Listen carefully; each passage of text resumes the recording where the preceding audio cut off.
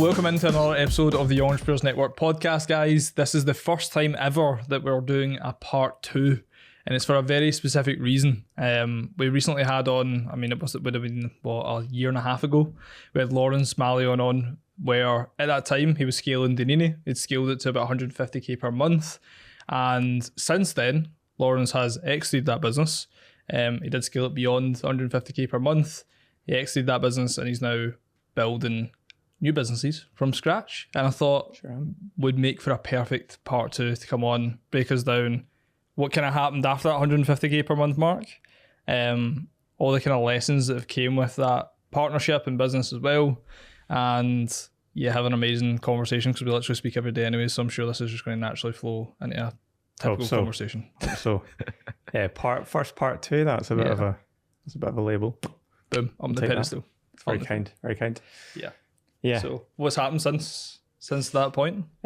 Just a few things. Yeah. So a year and a half ago, was obviously very much at Danini, pushing Danini, growing Danini, and then for anyone who doesn't know what Danini was, by the way, if they've not checked out that episode. Yeah. So Danini was my first proper business. Aside from the ones at school, etc. Yeah. Danini was a short-term stay apartment business. We had just over 60 apartments. One hotel laterally, which I think I spoke about last time, based in Ayrshire in Scotland, team of 25, etc. So that was very much my first business that started with a co-founder, business partner. And February 29th of this year, I exited that business to kind of start again and go out completely on my own, which is what I've been figuring through since that point. Yeah. And what was some of the catalyst of wanting to exit? Okay, straight there. I think it's interesting when you start a business with somebody else. You obviously talk about the vision that you have and the kind of plans that you have for that business together. And when I started Danini with my now ex-co-founder, we very much had the same vision for the future. We're both very much excited by that. Then I think over the 7 years that we ran Danini, or that was part of Danini, that ultimately just diverged a little bit. Yeah. We were less aligned from a vision point of view in the kind of last few years than we probably ultimately needed to be. And I was ultimately probably compromising too much on things that really matter to me. It's my phone buzzing. Things that really matter to me, things that are important and that I'm kind of no longer want to compromise on. That was the main reason. Makes sense. And obviously since that point as well, you did scale to what was like the record month during that time period? Probably around 300k in revenue and like actual booking value. Nice. At Danini, so yeah. Amazing. Fucking love that. And in terms of like that kind of process, because I know it was a very stressful process, but for maybe someone that wouldn't even know where to start if they were to exit, like how did that process even look? Like, see, from the point of like, I want to exit to actually exiting, and obviously I know it could have been different because you've done it with an actual partnership, but like how does that conversation even go down? How does it even evolve? Like, yeah. Sure. Trying not get myself in trouble here from what I can and can't talk about. So ultimately the process for me, which was parting ways with a business partner who was actually retaining the business. Now, it could have went either way. I could have been the one that stayed on, but after a very long process, we landed on the way around that we did. That started about probably a year and a half before ultimately me exiting fully. So it was a very, very long process. Now, there was a big gap in the middle for some legislative reasons that we kind of paused the conversation that we had. But yeah, it can be very drawn out. It can be very complicated. It can be very, very stressful for sure. Yeah. I wasn't particularly consciously stressed, but I was pretty unwell for a lot of the start of this year. I kept getting like the cold and stuff, which the doctor literally said was because I wasn't actively reacting to stress, which is probably a bit ridiculous. But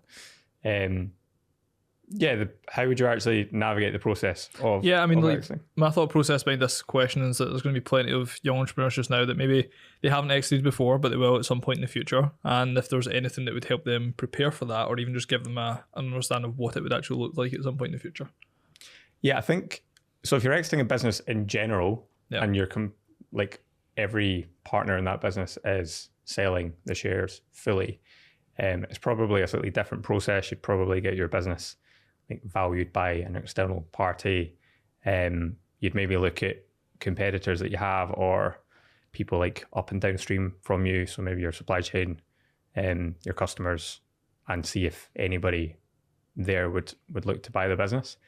I think when you've got a business partner who is keen to buy your shares, it's obviously quite a different process. Yep. Now, like we went through a valuation procedure, which actually at that point, neither of us were definitely the buyer or seller, which made it actually pretty fair. Yeah. Because we were focusing on a fair figure rather than one person trying to push it up and one person trying to push it down. But I think if you're selling your shares to a business partner, it's probably very bespoke depending on the situation. Yeah. It was definitely complicated. With regards to talking to your team about, obviously one of the co-founders parting ways, it's not the kind of thing that you do up front at all. It was like for us, that was very, very late, which makes it more complicated because the person who's keeping the business is obviously assuming that team and the business that they're at that point ultimately buying or going to own fully is going to withstand the level of revenue that's currently at, etc., that nobody is going to leave. Things aren't going to get more complicated. Which I know as well, like I remember you sent me a text after, was it a leaving party that you had or something like that, or dinner? And like the stuff that the team had to say about you was rather heartwarming. Yeah, definitely. I mean, I didn't expect that, which I am like hopefully a nice guy, and I care about the people that work for me, and I will care about future people that work for me a lot, maybe too much at times. But yeah, I really didn't expect that. It was very bizarre, like cards and just conversations that I had when leaving the business. It's also very weird that Danini was or still is based in Ayr, so I would drive over to Ayr pretty much every day to work there, and just like getting in my car and leaving Danini's office for the last time was a very weird experience. That the like month or two up until that point was incredibly full on, like all the legal stuff, the negotiation stuff, all the kind of paperwork stuff that you work through as part of an exit. And then when that had all kind of settled down, and then it was a case of actually doing the handover and saying goodbye to the team, like I just hadn't thought that piece through. So that was definitely heartwarming, as you say. Not a dry eye on the way home, which wasn't anticipated. Yeah, it's quite cute. And in terms of like say that day that you do exit, paper's been signed, money has been transferred, or however it would work, what was the feelings? What was the thought process? What did that next like couple of weeks look like? Yeah. So the probably instant feeling was relief and exhaustion of like genuinely it's not a euphoric feeling. It's thank God that's actually over. Thank God that it definitely happened. Yeah. Because nothing's final until it's final. Yeah. Interesting when your lawyer texts you saying the money's in and you're like, okay, when do I get it? And just check that you're not some pirate that's going to run away with it. Yeah. But yeah, I think then the kind of weeks and first month after that for me were actually quite euphoric. Yeah. It was a case of I'd probably compromised on doing things the way that I wanted to do them and focusing on the kind of topics that I really wanted to focus on. I compromised on that for a long time. So for that initial month, it was a case of looking at any opportunity that came up, probably just about, and jumping into a load of different conversations. Spent a lot of time driving around the country, so flying to some different places, having a load of conversations about different buildings and business opportunities actually out with what I normally do. Yep. So the first month was brilliant because when at Danini we were kind of a little bit more reserved on assessing different opportunities.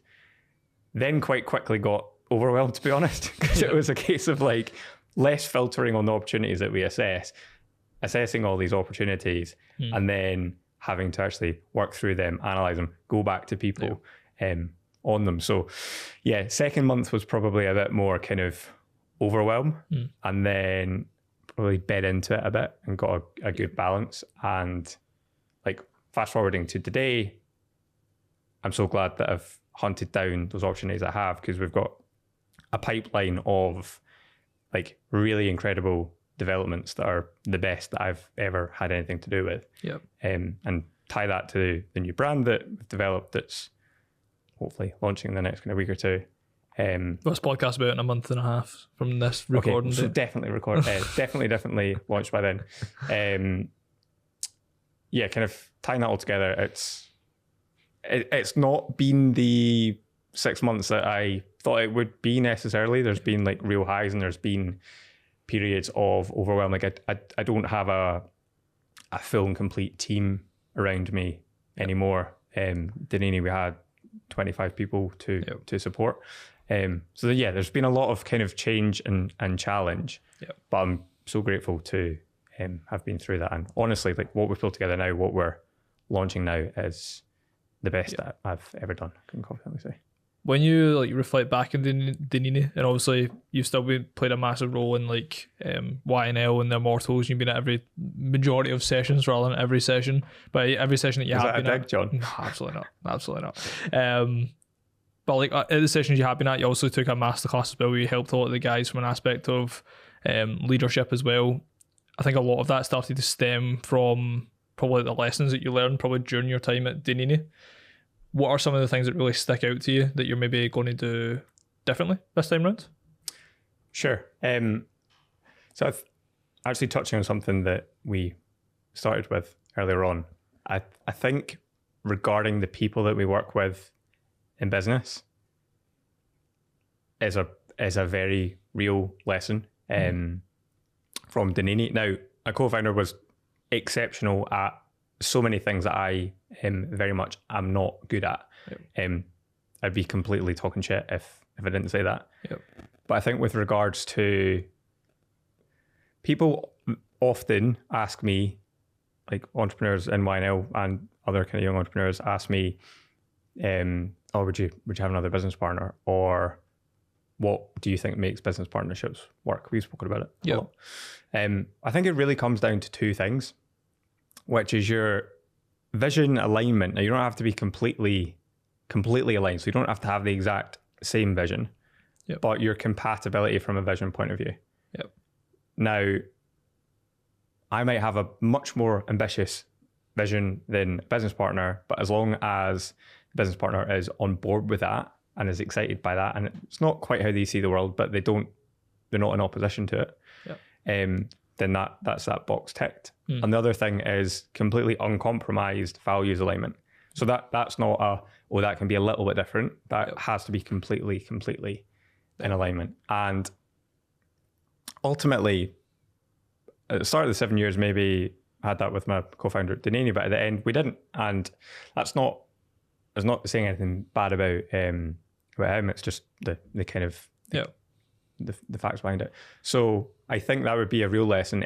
The people that we're looking at getting into business with, make sure that we have absolute values alignment and vision compatibility. Yeah. Because I think that's like it's a big thing. Like people will want to go into business with someone else because maybe it's their first business. They'll feel fearful. They'll feel scared. They'll feel overwhelmed. They'll know that there's going to be plenty of lows that they're going to want to bounce off somebody else and talk to about. And it's like, when I think back to like the first business that I'd started as well, I definitely started out with people that weren't fully aligned with, like, even from just from an expectations and overall commitment aspect, which are two huge components that obviously when I met Andy, I realised how fucked that kind of really was, to be honest.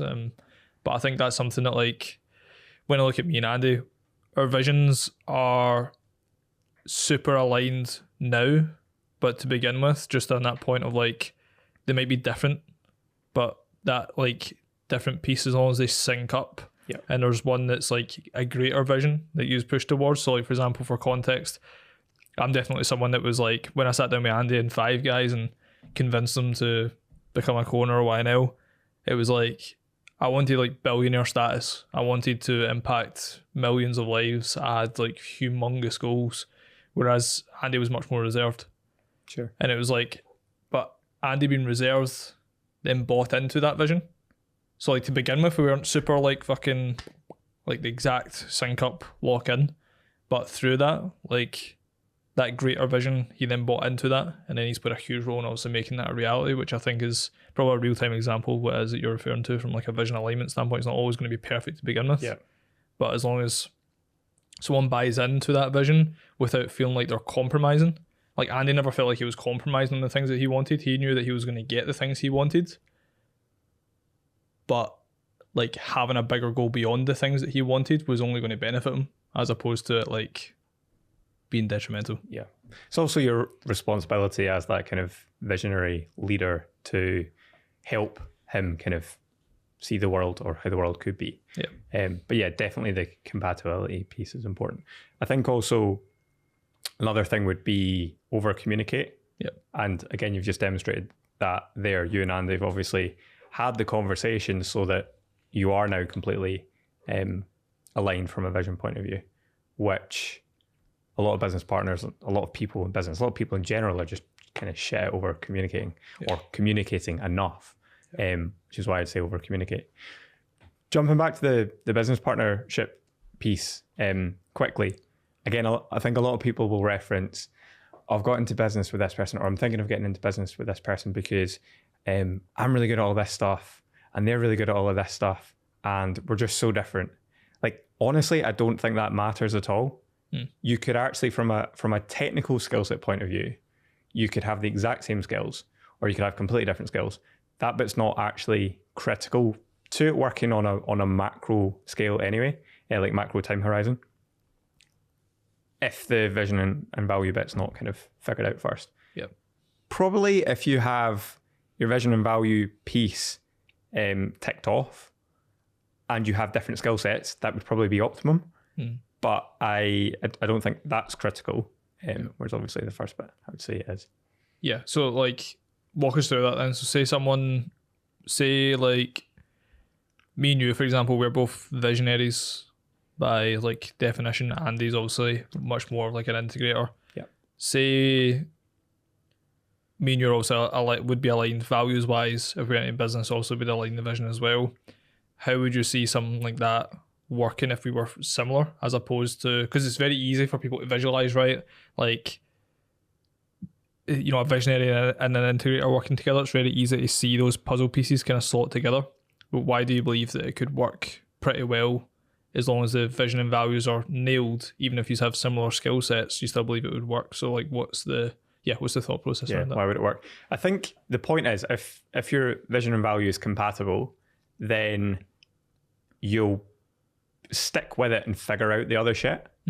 You need to over communicate as well, because if you're exactly the same, you're going to be stepping on each other's toes more often. It's probably going to be, in a lot of ways, more tense, if you like.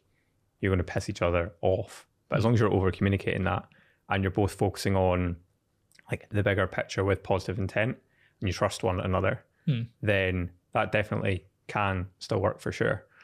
I think it would still be important to actually carve out who does what, who's responsible for what. That's definitely something that I believe is commonly challenging in business partnerships when you like own a certain area and somebody else comes into your area, and it's like it's really silly actually from a human point of view that we would even have a problem with that, but we can. It's like, no, this is my patch, get off. So clearly defining that and then having trust and respect for one another, that you trust the other person to own that area, is probably a good way to get it to work. Which makes sense, because it's like, if I'm thinking about like Traction, for example, which is a huge book that you recommended for me. Shout out to Traction, part of EOS. Traction's an awesome book, and some of the rules that they've got in that book is like never more than one person per seat, never more than one seat per person. In regards to like both vice versa, that was for context, by the way. Like a lot of like the EOS like company structure is like you've got the visionary, you've then got the integrator, then you've got like sales, marketing, operations, and like finance and admin or whatever. And like one person per seat in regards to a management overall, like own that department, that's their patch, but also not having them spread across like sales, marketing, admin, which I have been massively guilty of, which we've obviously spoke about in great detail, like 1-to-1, where it's like to begin with you have to sit in multiple different seats, but it's also like you said earlier on, it's like you can do those things, but it doesn't mean it's really optimal to do that, and it's then making the decision to offload those things. Yeah, I also said to John, Traction is a really, really great book. It's maybe like slightly further down the line for you right now. Yeah, and then you just read it. You're like, no, I want to apply this right now. It's definitely it's good to have that kind of structured approach to probably accountability and clarity of who owns what. Yeah, I think as well, it's like I know that I can read a book without getting fixated on making it happen right now, and it's like I knew that there was an aspect where there was probably like teething problems with company structure that I was aware like the book would give me clarity on, which it did. Like it did give me clarity on, and I think your recommendation of that, and as well when you're reading it, like it's referring to companies that are doing like, I think one of the smallest examples is like 14 million a year or something like that in the book. Like most of that company structures apply to huge businesses. Yeah, but you now have that foresight to grow into it in that way. Yeah. Which should hopefully help make decision making a bit easier when you're structuring things. 100%. What are some of the other lessons that stick out to you? For clarity. Yeah. From just in terms of like that kind of Danini exit, and you've then, because when I'm thinking about the masterclass that you hosted for a lot of the boys, there was like hot topics in there that you felt like were super important that you're obviously carrying into the new ventures that you're doing. Malyon Group. Yeah. I think, not answering your question here by the way, but going back a little bit as to why ultimately I had to either part ways from Danini or in some way change the situation. And it was ultimately I was not living in alignment with what truly deeply mattered to me. Mm-hmm. I talk about my core driver or our core drivers and actually figuring out what they are and actually following those core drivers. I just wasn't doing that. And it was kind of Groundhog Day. I was waking up, just going and doing the same stuff. Not really fully believing in what we were doing because of the aforementioned reasons. But it took me too long to actually go, no, I'm not doing this anymore. I need to get clear on what really does matter to me, what's actually going to fulfill me, what's actually going to, cliche, but like give me purpose, make me jump out of bed in the morning. And then to be single-minded on ensuring that the future of my life looks like what I want it to look like. Yeah. Actually, regardless of kind of economics or the commerciality of changing the situation, first and foremost, how do I get into a position that I fucking love what I'm doing? Because that wasn't happening anymore. And I think a learning would be whatever position we're in, whether we're in employment or we've started a business and on the face of it, we love it and it's doing really well and we were super excited to tell all our friends and our family about it, but actually it's not what we truly thought it would be, and we're actually not loving it in the way that we make out that we're going to make out that we are loving it, etc. I think at that point you really need to have a proper step back, isolated conversation with yourself, like journal the shit out of it and get clear on what life would have to be like for you to truly love what you're doing. Because focusing on that first, I think we spoke a lot about listening to your inner voice, which sounds very woo-woo, but focusing on that first, like loads of people say this, loads of books say this, but focusing on that first, then the commercial bit will take care of itself. you're also much more likely to find the right people to join the journey with you and create something that you stick with and continue to grow, even when the finances have all kind of taken care of themselves and you've got a great team of people. You'll still want to jump out of bed in the morning. Yeah, for sure. And I think like on that note of the core drivers, obviously this is a question that's already asked you. What are your core drivers so that people can understand what theirs would potentially look like? Yeah, love it when G asked that the other day. It's like, okay, on the spot. My core drivers, which are similar to my values, if you like, but to give them labels would be human, and that is being in business environments or life environments that I am surrounded by the kind of people that I want to spend time with, want to do cool shit with, want to grow businesses with, only. And that's people that are genuinely good human beings, fun human beings, humans that care about other humans. And yeah, probably just don't always put themselves first in situations that it could be easy to do that. Actually enjoy the kind of small aspects of humanity in general. One of the kind of the main brand of Malyon Group, our new accommodation brand, Moment, which I can say on here because it will be launched by now. Moment is really all about storytelling and the small aspects of being human. It's the moments that make up our life is ultimately the concept behind it. That means so much to me that I've literally named the business Moment. Values, core drivers. Yeah, other core drivers were top three would be freedom. Now, this was a massive one that I wasn't necessarily kind of fulfilled in. Freedom to me is not necessarily being able to work from Bali with a laptop, although that would be great. It's actually being able to have control of your own life, your own day, your own week, the people that you get into business with, the projects that you want to follow through on, the opportunities that you want to assess.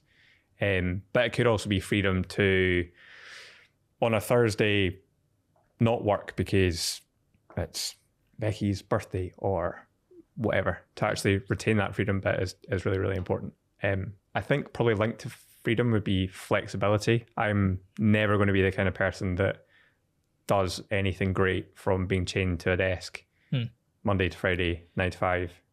Which interestingly, by the way, the Nini did at times kind of feel like a little baby corporate. Now we created that, so I can't blame anything else, anyone else on that. But that's something that I've learned, that going forward, to retain that freedom piece for myself and the teams of people that work with us, that flexibility and freedom has to be kind of a value for them as well. And growth. Growth is, monetary for sure, but also growing, learning, becoming more as a person,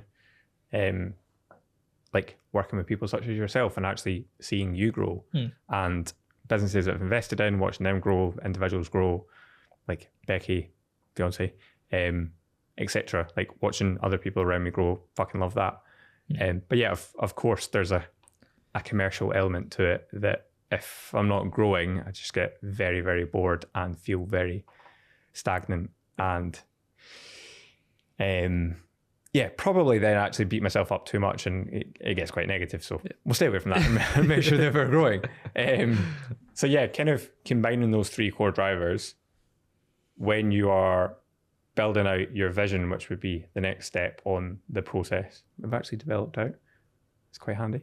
And then you kind of get to your plan and ultimately what you do in a month, a week, and a day. Ensuring that you're guided by those core drivers, you're much more likely to find something that you genuinely love and then stick with it. Yeah, because I think as well, like those core drivers allow for you to, they basically help you say yes and say no to things. Like that's what guides you and allows you to make decisions in a very clear manner. And I think that's what a lot of young entrepreneurs will struggle with. There'll be an aspect where they they would get presented with the woman in the red dress a million times over. They'll have hundreds of opportunities all the time, and every single time it will seem like this incredible idea that's going to make them so much money, and it's going to be like the next big thing. And I think, like if you're not clear on what drives you, if you're not clear on your vision, if you're not clear on what you want to obtain, it can be so easy to say yes to all those things, which I think the biggest thing I've took from working with you, mate, is that like, if you want to do multiple ventures, for example, you need one, to say yes to ventures that align with the drivers and the vision, of course. But two, you need to understand that if you're going to say yes to another venture, it's important that you have the right team and infrastructure in place for that business to operate very well without you. And I think that's like one of the components that people get often wrong as young entrepreneurs as well, is they'll say yes to all these ideas, but every idea is fully dependent on them. They're the bottleneck. And then they're 33% split across like 3 different opportunities, for example. And as a result, like it's a pretty fucked scenario. And I think that's something as well that like as you've came out of Dini, you've had more opportunities than you know what to do with. Yeah. And you said yes to a lot of stuff which are super aligned with the drivers and the vision. And then what that's actually done, like helped for you as well, which I think you've really drilled into me as well, is that like it's forced you to figure out the team aspect. It's forced you to figure out what kind of infrastructure you need because you've said yes to those things. And I think that's a part as well that I've taken from us working together, mate, is that like by saying yes to things that are aligned with the vision and the drivers, you find a way to make it work. And I think that's something that like a lot of people will be scared to say. Like, for example, like if I'm thinking about like increasing my lifestyle, right, getting the A35, for example, if I'm just staying in like the old shell of John, it's like, no, scarcity mode. What if things go wrong? What if we lose clients? What if we lose money? What if I can't pay myself next month? Just pure bullshit thoughts. But then understand that that's just something that I actually really want. And by me getting it, I'm going to ensure that I do everything in my path to keep it. And I think that's something as well that you're big on, that like there's not really anyone else that's fueled that fire for me, because majority of people are pretty scarce. What you're saying is I've made you spend a load of money. Yeah. Yeah.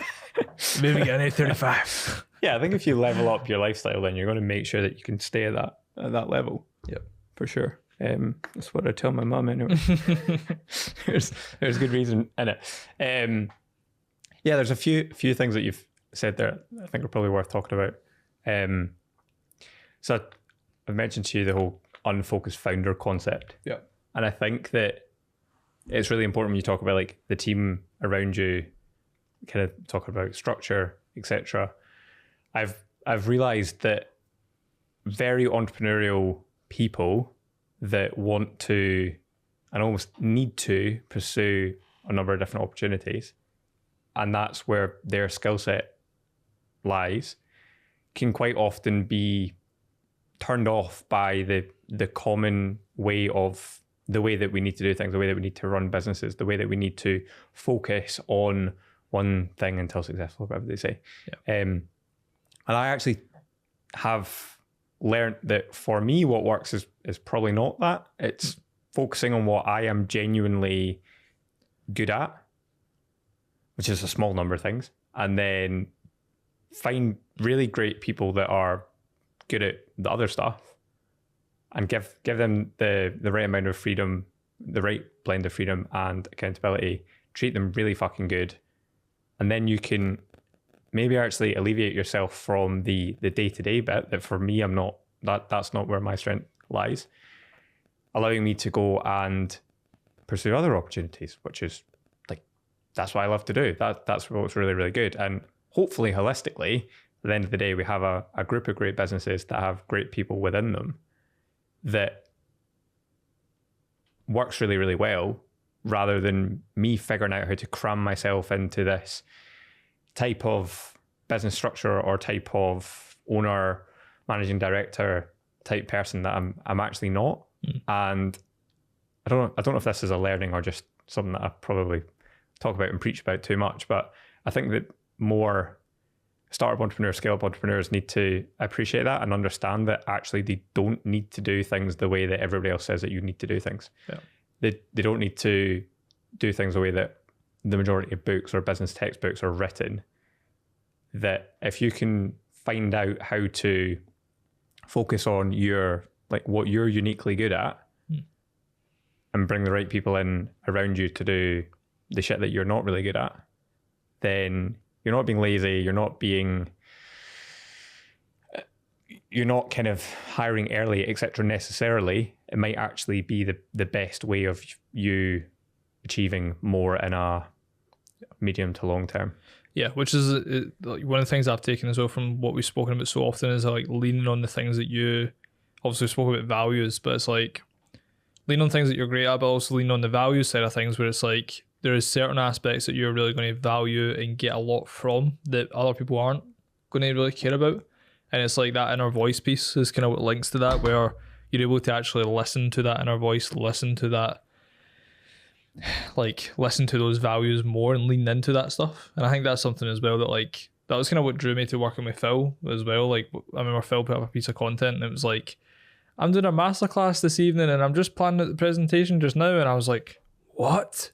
Phil does the presentations the same day like me? Like, what? What a cool guy. And I was like, I used to feel terrible about that. Like I used to feel like, why can I not be better prepared? Why can I not do things weeks in advance or months in advance? Yeah. And it's like, no matter what though, like I always get it done. I think Louise, who we had on a couple episodes ago as well, she said the same stuff. It's like when you've got proof that you always get it done, it doesn't matter the time window of which that you actually leave yourself, because you're going to be able to get it done regardless.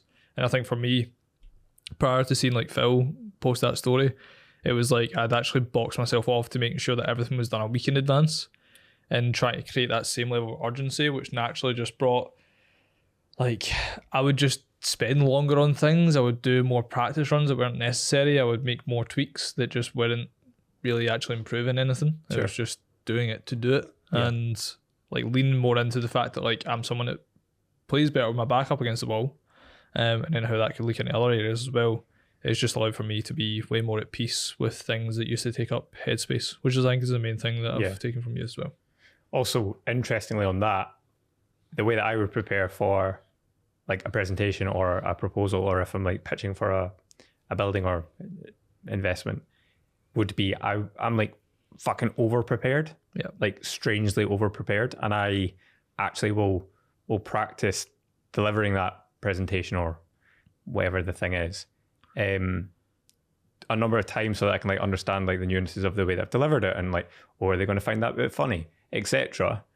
Which is my way of doing it. Your way is very, very different. And I think that like both are right for us. Yeah. Whereas so many people go, that's the way the book tells me I need to do it, or that's the way that commonly 90% of businesses do it. Yeah. Many, many businesses are large corporates that obviously do things in a different way than you will as a young entrepreneur.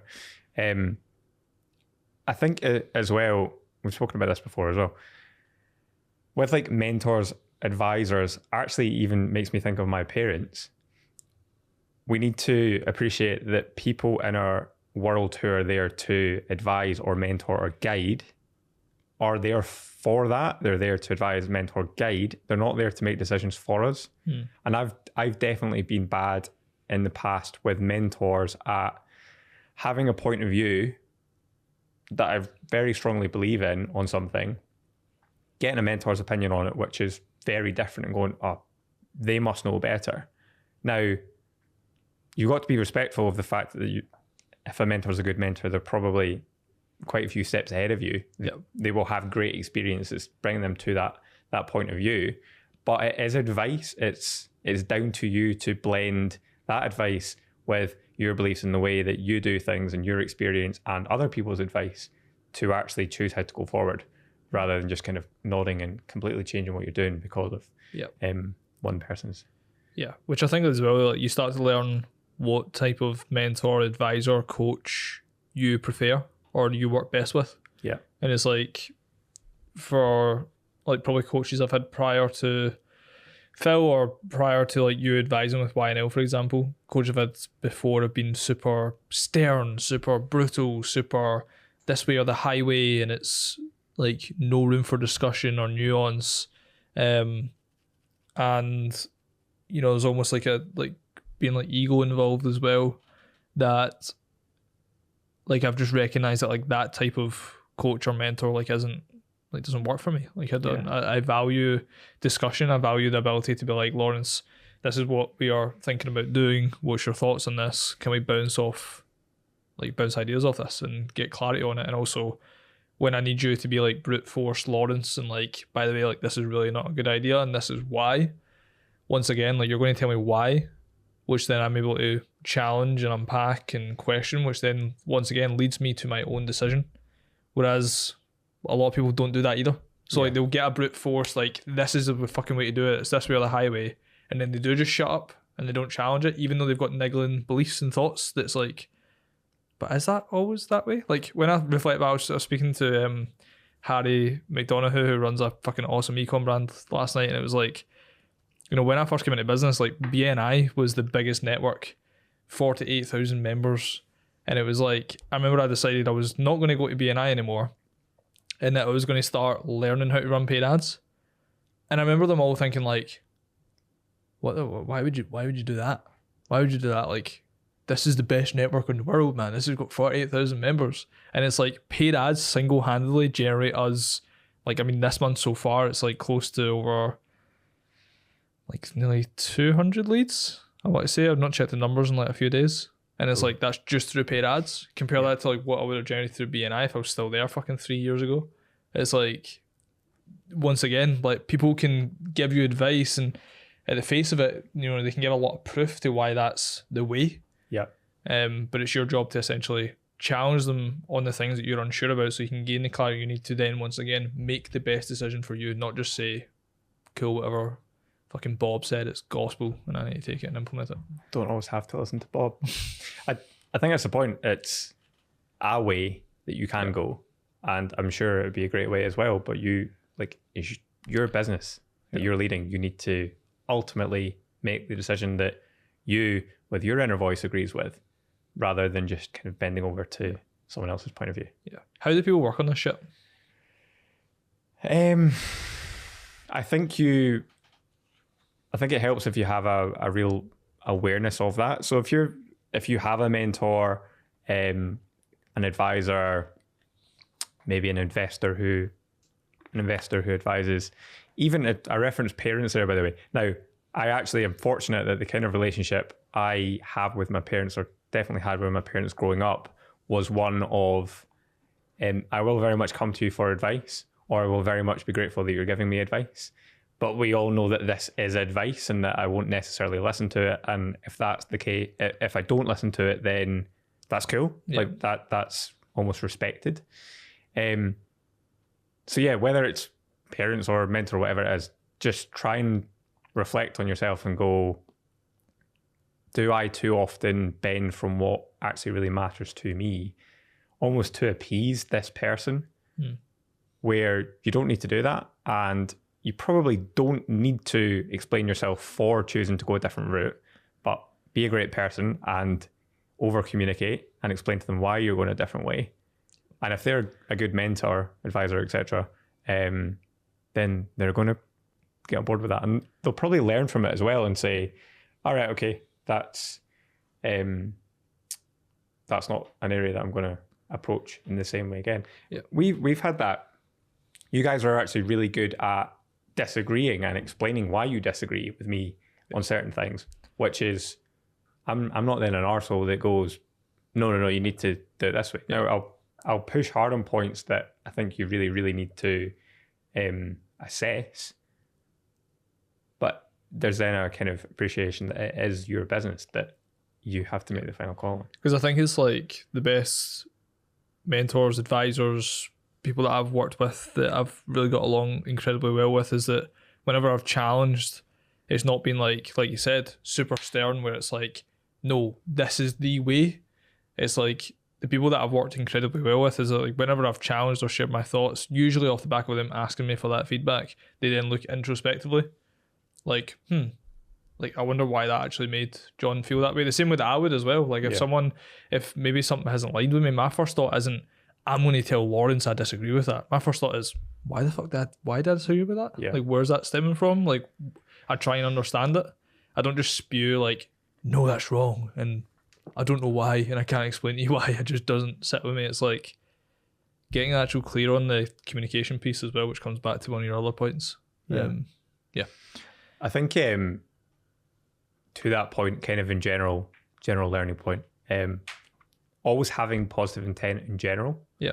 So if somebody is disagreeing with you or giving you an alternative point of view, like naturally try and come at that with positive, assuming that they have positive intent. Yeah. If I'm suggesting something for Y and L, and straight away you're going back up, like, why is he saying that? It's a load of shit. I disagree with that, which you don't do, obviously. Like that's just, you're not opening your mind to different possible ways, etc. Yeah. And you're just closing off to it. Probably a bit almost aggressive. Just like assume that the other person is coming from a good place. Yeah. If you can carry that through a bunch of different business relationships, client relationships, personal relationships, you're probably going to build better relationships with people. Yeah, 100%. I get it. One of the things I've been curious about, also spoke about the most recent masterclass you hosted around vision, leaning more in it, your core drivers, values, getting clear on those things. You also done a talk for the Immortals group, which is the high earning group within Y&L for entrepreneurs that are doing 5 and 6 figures a month. And Laurence basically done a talk on leadership, where you basically covered some very key principles. Yeah. Spoke for too long, didn't I? This podcast will be like 3 hours for that. But is there like key principles that you feel like are important to touch on? Because I know for a fact, young entrepreneurs out there, they might be listening, they might be thinking, oh, you know what, I'm not quite at the level where I've got a team, John and Laurence, you know, I need value on marketing right now or something like that. But the reality is, in order for them to scale and hit the goals that they most likely want to hit, they're going to have some sort of team in place, and it's important that they get these lessons as early as possible. So is there anything that sticks out to you? Yeah, just pulled up my notes. Yeah, no, definitely. I think that we as entrepreneurs that then quickly have to become leaders of small teams of people, we can get quite kind of overwhelmed and almost overthink being a leader, being a boss, being a manager, whatever you want to call it. Leadership and management is a different thing, I believe. Management is making sure that people do what they said they were going to do. Leadership's actually leading people, making sure that they're growing, that they believe the vision, etc. But when we have to become leaders, we can overthink how we learn how to lead. I think there's some really basic things that if we can live by, will get us very, very far. Said it already on this, but be a fucking good human being.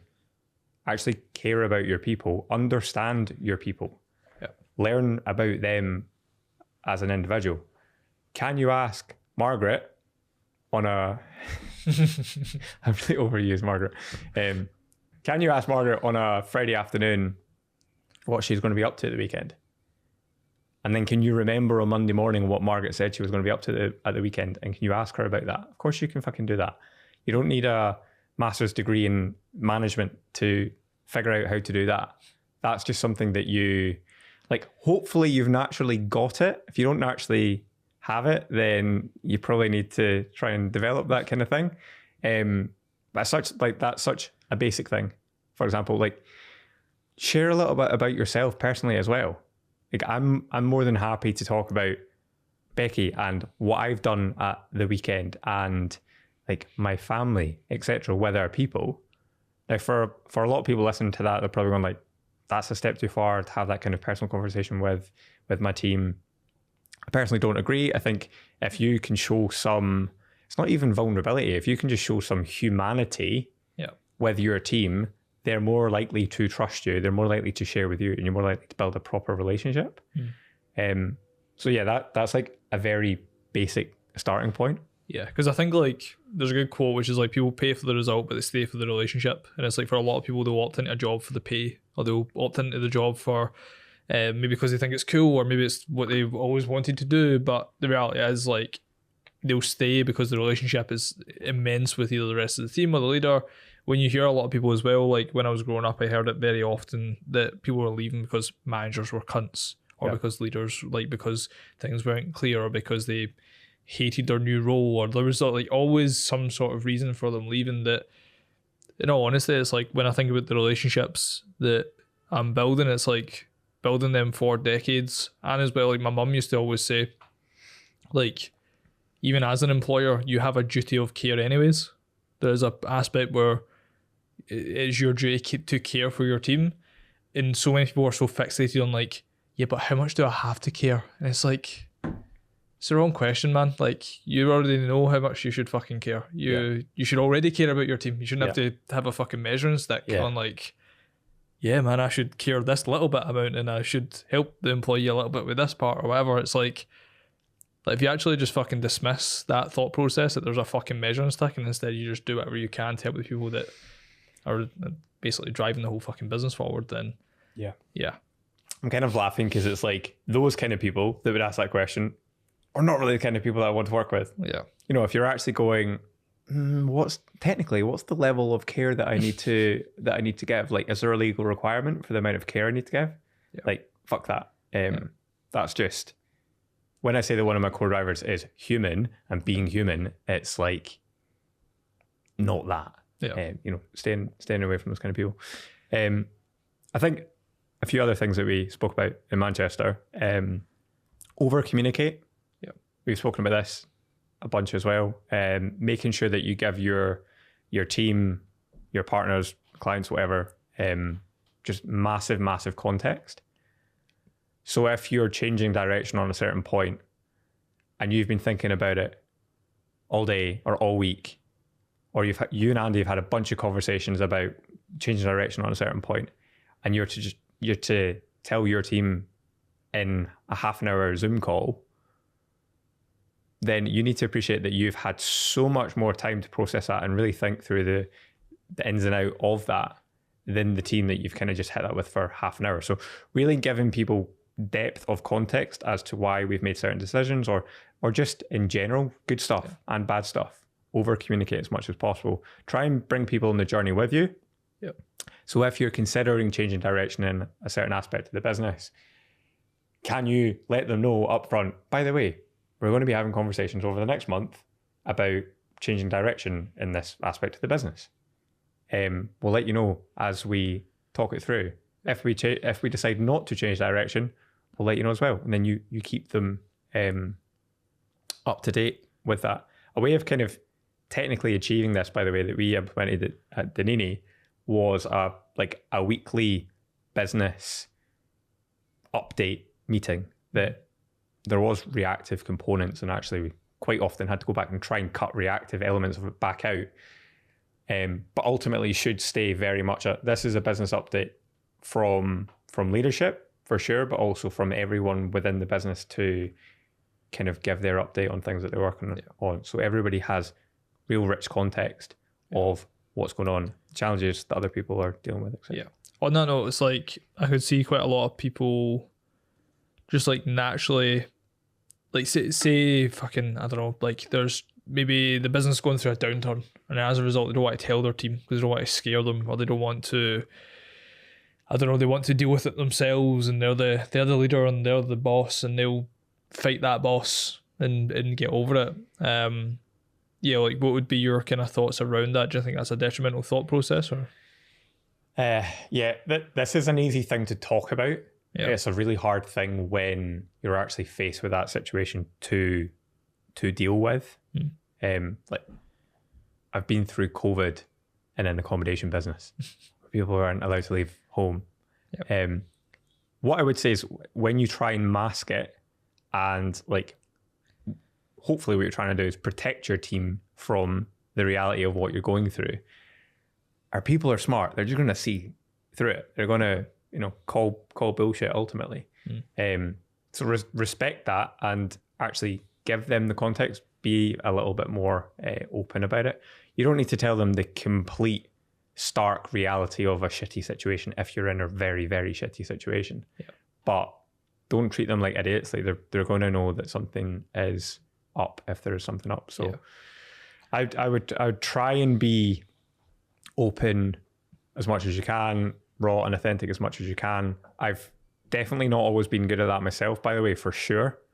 There's times that I can want to protect my people above all else, and if I'm scared by a certain situation, that don't really get scared by much. No, but if I'm scared by a certain situation, I'm going to be like, right, I do not want to share that with the guys because I don't want them to worry about their jobs or like worry if they're not going to work in this great business anymore. But they're probably already having those worries, and you not talking about it is actually just going to make it worse. Yeah. Because I remember I had this conversation with Jack to be fair, where it was like when I was reading through Traction and I was getting clearer on like what the company structure should look like. It was like I remember I was chatting to him about it, and I was like, by the way, like just pause on this point. Does this actually like? Do you feel better when I talk to you about this sort of shit in regards to like changes or like ways the company's going to evolve or like problems we're solving? And he was like, absolutely, because it like keeps me in the loop with things. It also allows for me to actively solve them as well. If I have this chat and it goes into my subconscious and I'm sitting at like 11 o'clock at night and I wake up like sweating because I'm like, oh, that solves the fucking sales problem. Like I'm obviously going to be buzzing because then I can help you move forward. And I think that was a big component for me where I was like, in my head, the voice in the back of my head was like, this might actually be making Jack feel shitter about his role within the company because I don't know why I thought that. It was probably more like if you're going through a shit time, it's like I don't want him in the evening sitting thinking about the shit time.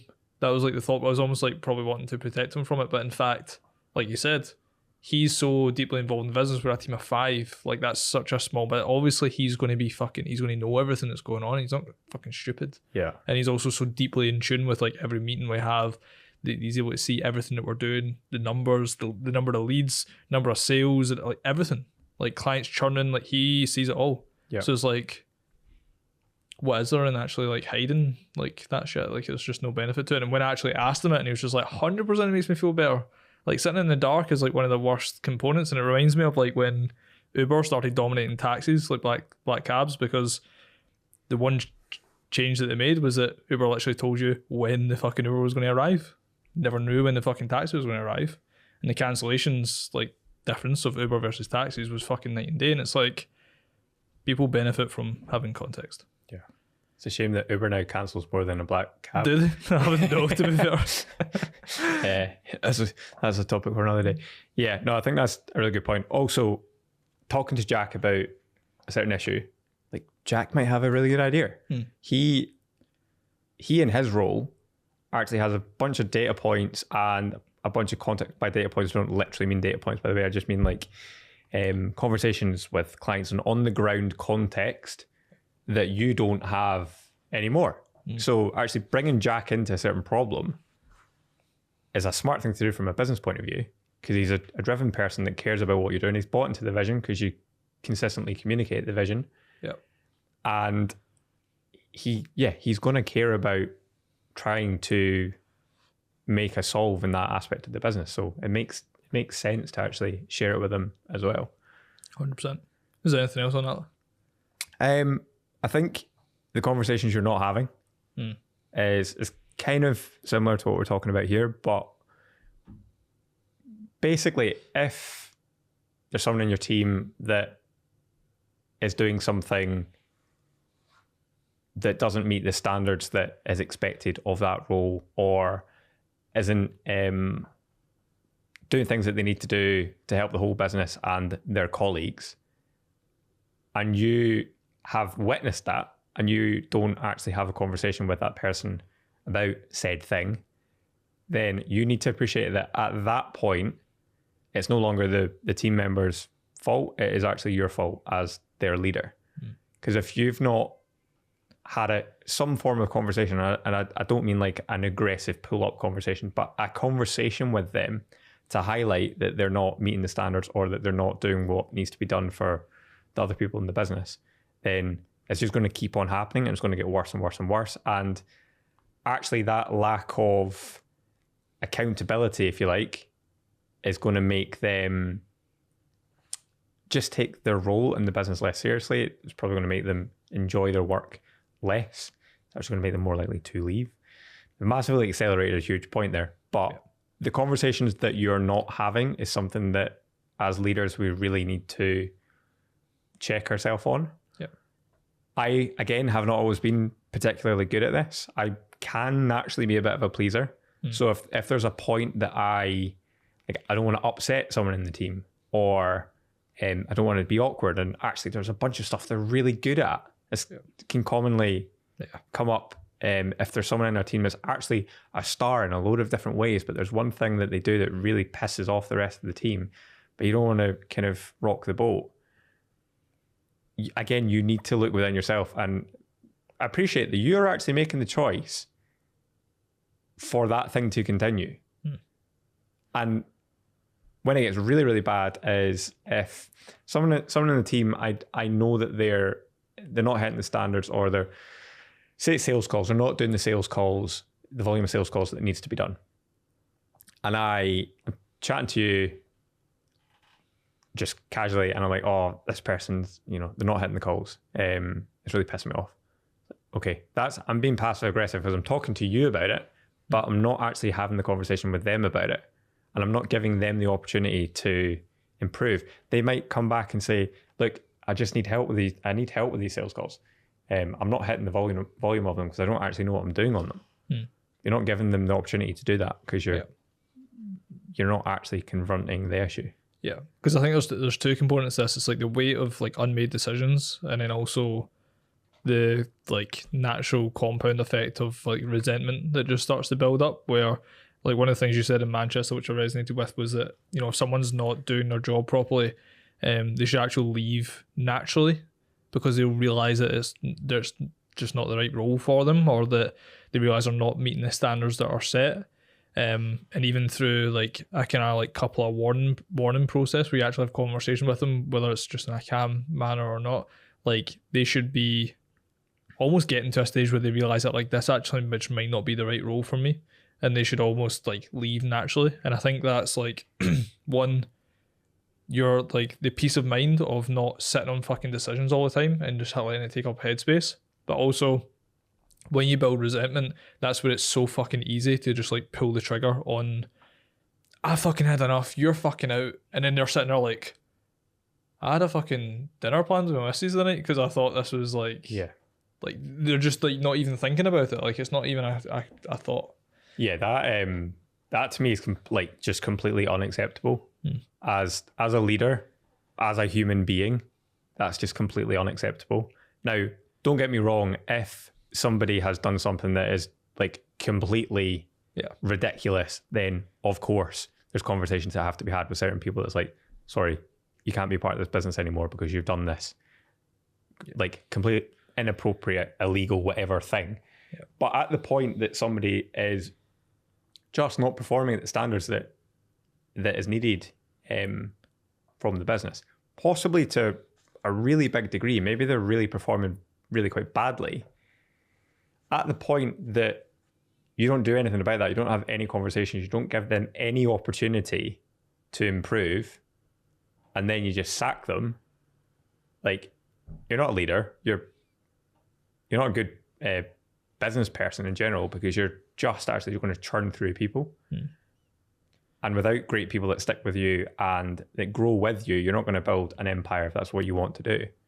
So you very much need to give people the opportunity to improve and give them feedback and help them along the way to improve. I think it's absolutely failure if you have to fire someone because they've not met the standards that you expect of them, and you've not done the work to get them to the level that they can achieve those standards. And in the situation that they've not came to you and said, you know what, I know what's expected of me here, but I just can't do it, then that is absolutely failure. Which I think like any component like that could be failure from an aspect of hiring the wrong person at the early stages, not vetting them properly. It could be a failure from an aspect of training. That could be failure of an aspect of like reminding them of KPIs and targets not being hit. And like, see, when you actually break it down, like, because I can imagine a lot of people hearing that and thinking, no, that's not always going to be failure, and they'll naturally disagree. And I think when you actually really break it down though to the component that you chose that person, if you were to hire them, you also trained that person, and then you also held that person accountable to hitting those goals, and they continually never hit those goals for months. And then to them it's a surprise that you fire them. But like, that just should never be the case. But see, say you've made a really bad hire Yeah. I would say the failure's not in making the bad hire. Hiring is really fucking hard. Yeah. So we're all at times going to make bad hires. Yeah. No, you've not done it yet. The failure is in the fact that if you let that person go and you've not given them the opportunity to improve and actually given them the structure and the resources to improve, and then you just have a conversation that's sorry, you're gone, then that's failure because you've not done the work. They actually might be the wrong hire. Yeah. But at that point, they should be the one that comes to you and says, you've given me all this help. You've explained exactly what you need of me. I know that actually that's reasonable, which is another important component. I can't do it. Yeah. Therefore, I'm going to look for another job. Yeah. Cool. That's fine. But just firing someone without giving them any kind of support or any understanding that they're not performing to the level that you need to perform at in this business, that's just not acceptable. As I say, that's failure. Yeah. And see, for I guess maybe the other end of the spectrum, firing super fast without those steps being in place, maybe someone that's delaying and actually not having those conversations. Just kind of, I guess you've kind of answered this already, but it's like, I think people are really, there's a lot of content out there about like, hire slow, fire fast, and it's like, it's fucking everywhere. That's probably like one end of the spectrum. That other end of the spectrum, in regards to like keeping staff members on or keeping team members on that just are not the right fucking fit. I know Traction has like a huge chapter on this in regards to right people, right seat. Yeah. I feel like what you're talking about is actually like in the middle of that spectrum. You're not fucking hiring them, you're not firing them super fast, but you're giving them an actual process that is super clear to be trained to a high standard, meet those standards over a certain time period. Yep. But there's also people that are on that other end of the spectrum that I know will like maybe care too much about their team, or will, I don't know, like, I just know for a fact there's people there that maybe made wrong hiring decisions but have built really good relationships with people, and as a result maybe they made hasty decisions and now they've got team members there that maybe aren't the right fit. Aren't right, yeah. Yeah. I think just quickly for clarity on something, there's absolutely situations that you do need to fire fast if somebody has done something like completely ridiculous. Can't actually think of the word here, like almost like negligence. Yeah, just can't like think of it's just mental. HR word. Yeah. Anyway, but yeah, if somebody is not a good culture fit, or you've had them for a long time and you actually know they're really not performing in the way that they need to perform for the business, and you know that they're probably not going to be there in the long term, one thing I would say is you probably actually don't know what they're capable of if you've not had the conversation with them to say, you're not a good culture fit. Tart this up a bit, but you're not a good culture fit because you do X, Y, Z, A, B, C, and we need 1, 2, 3. Your standards are not being met because of this. Like, you need to give them context rather than kind of just wimping out and getting rid of them is what I would say. Yeah, which makes sense. It does make sense. And at the point that you've highlighted through a way that they can actually understand how to implement, you've highlighted to them how they're going to ultimately become a better culture fit. Yeah. And you've done the work for that. If they then consistently don't do what they need to do to come in line with that culture fit, then of course it's the fate is sealed. But hopefully at that point they actually come to you and say, look, I know what you expect of me. We've spoken about it a lot now. I can't do that. Yeah, which makes a lot of sense. We have been going for like an hour and 10 so far, and I'm mindful that we've not spoke about any of your new ventures. The new stuff. The new stuff. Do you want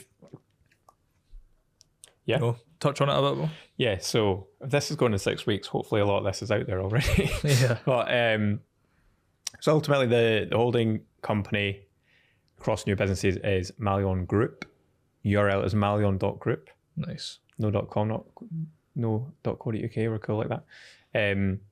So ultimately we have a new accommodation brand following on from the experience I've had in the past. Accommodation brand is Moment. As I said earlier on, concept behind Moment is we want to create incredible moments that stay with our guests forever. Sounds a bit cliche and cringe, but that's why we're called Moment. That will be apart hotels, which for anyone that doesn't know what an apart hotel is, it's ultimately a hotel, but with small kitchen spaces within the rooms. There will also be residences, which is ultimately like an Airbnb style short let. And we will also do rural retreats in time. We've looked at quite a few sites, but we're yet to find the right kind of site for that. Yes. So that's Moment. Moment is the operational brand. So we will very much own our own buildings. We will lease buildings from landlords, investment funds, etc. And we will manage on behalf of other owners. That could be an owner that is already operating and is looking for a different management agency, or it could be like an investor who's going to buy a building and fit it out. We're very focused on incredible buildings in incredible locations, not willing to compromise on that. So I've got a few in the pipeline at the moment. One I can talk about, the other two I'd rather not. But the first one is Old Town, Edinburgh, like literally 4 minutes walk from the Edinburgh Castle. Stunning building, great views of Edinburgh Castle. That's what we want Moment to be about, is like great location, great building, incredible interiors. I've really became very obsessed with interiors. You'll step into a Moment apartment and it will genuinely be differentiated. It's not in any way a kind of boring apartment, etc. So that's Moment. There's kind of boring ownership companies below Moment that actually own the assets, but that's just more a kind of business structure thing. There's also an advisory side to Malyon Group. So what I do with you guys at YNL as an investor, I actually am now offering to other kind of scale up businesses. I wouldn't really necessarily say startup, and I wouldn't say corporates unless they want me. More kind of scale up. So at the point that you have a business, you've got some revenue, you've maybe got a very small team, or you're maybe at the point that you kind of want to look at hiring people. I absolutely know that I can come in and support businesses at that stage. So I've got some clients in that kind of basis. Touched on stuff like your core driver, developing your vision, actually creating a plan off the back of that, but then very much work through like reactive things like hiring and building the right culture, structuring growth in the right way, accelerating growth, etc. And as well, there's the investment side of what I'm doing. So invested in a number of kind of early stage companies now, very much want to do more on that. In some situations, I just invest, and then there's situations like YNL, one of my favorites, which obviously invest and advise. I think that's it. Moment will also do a little bit of interior design for property clients. Nice. Which my good lady fiance is supporting with as well. So it's cool to have her on board with that. I didn't actually realise how much really went into interior until every conversation I had with you about shit at the studio, mate. I'm like, fucking. Honestly, you should see the camera roll on my phone. Yeah. It's just like full of interiors. I think one thing we've not spoken about, which is really weird for me, is like I'm so big on brand. And when it's an accommodation space, like interior is obviously an incredibly important part of that brand. If you had a stunning brand, great marketing messages, great brand language, you figured all that out, the visual identity is great, the story behind the brand is great, and then you arrive and you're in a white-walled, sterile apart hotel environment, then it's just not going to stack up. It's not going to be consistent.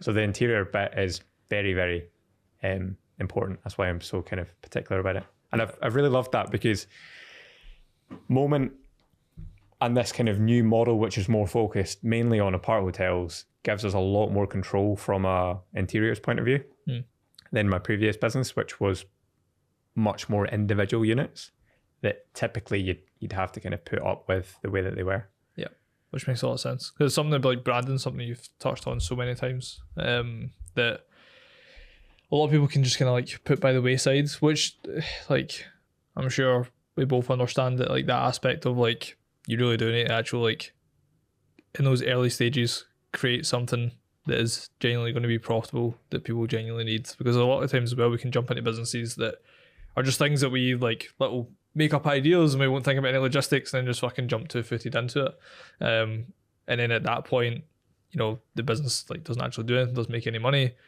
If you're like spending all your time on brand prior to that point, then it could be somewhat pointless in those early stages. You might disagree with me on that one, but when it comes to like for yourself, you literally sold your half of the nini.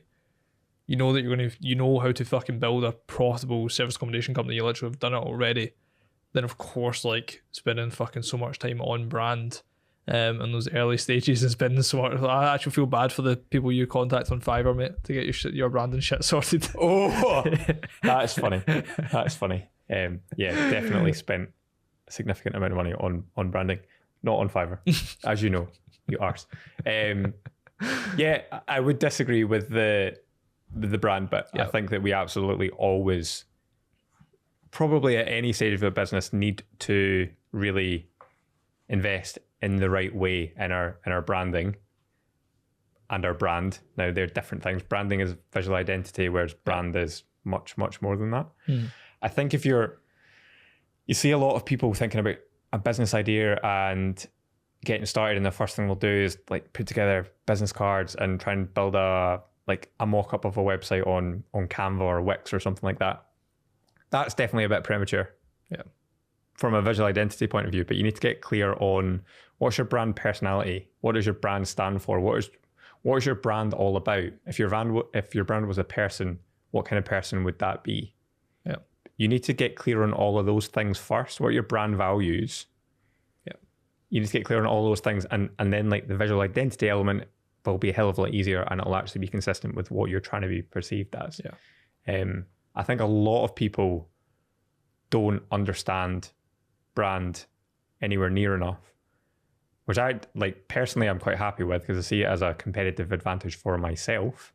Then the accommodation space, people that don't take brand seriously, great, because whether we think it or not, as consumers, we are massively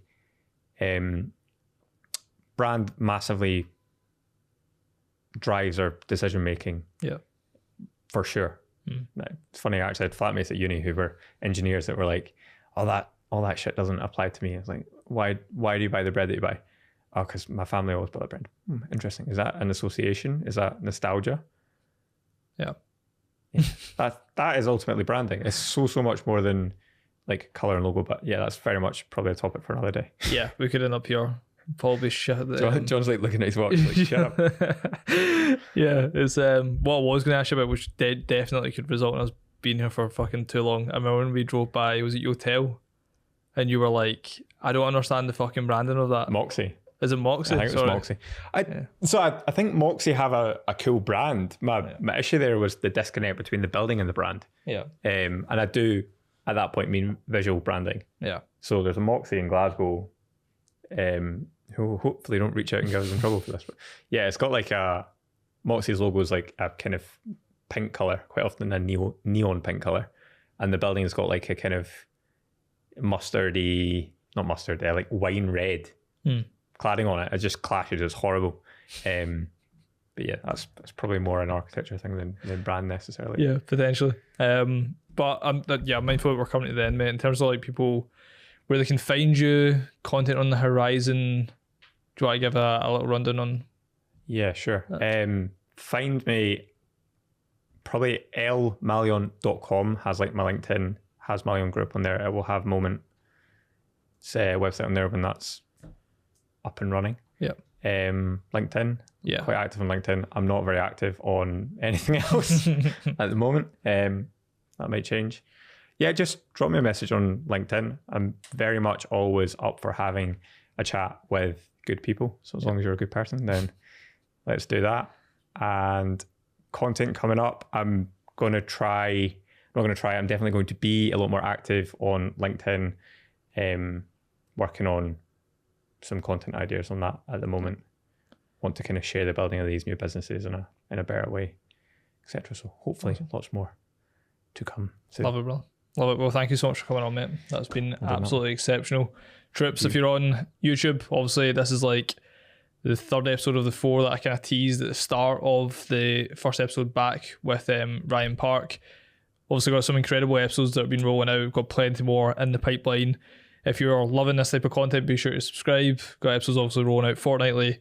If you're on Spotify, leave a review. Let us know what your favourite part was. And yeah, thank you so much for listening.